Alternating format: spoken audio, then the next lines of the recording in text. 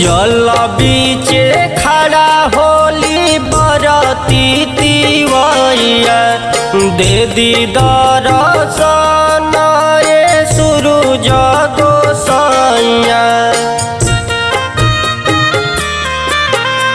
जल बीचे खड़ा होली बरती तिवैया दे दी दर्शन ये सूरज गोसैया। तोह से करिले हम गोहार ये दीनानाथ सुनली नायर हमार। कब से करिले हम गोहार ये दीनानाथ सुनली नायर हमार।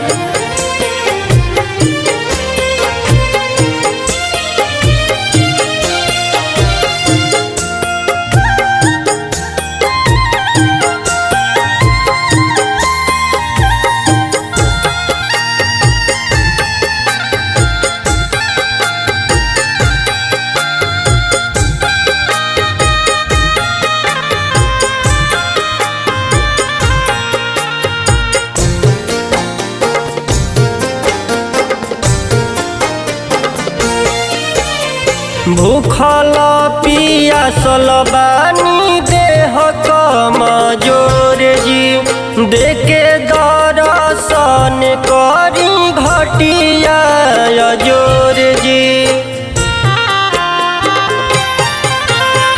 भूखल पियासल बानी देह कमजोर जी देखे दर्शन करी घटिया जोर जी। देखे अखिया रहिया तोहार ये दीनानाथ सुनली नायर हमार। कब से करिले हम गोहार ये दीनानाथ सुनली नायर हमार।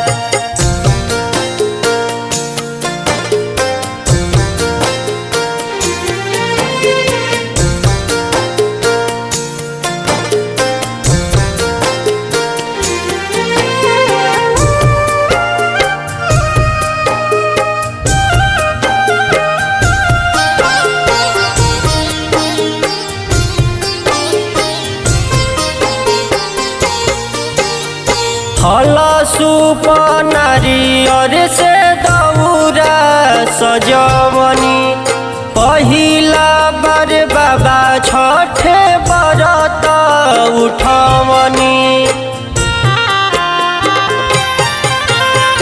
फल सूप नारियर से दौरा सजवनी पहिला बार बाबा छठे बरत उठवनी। आरडी गावस भजन तोहार ये दीनानाथ सुनली संदेश के पुकार। कब से करिले हम गोहार ये दीनानाथ सुनली नायर हम।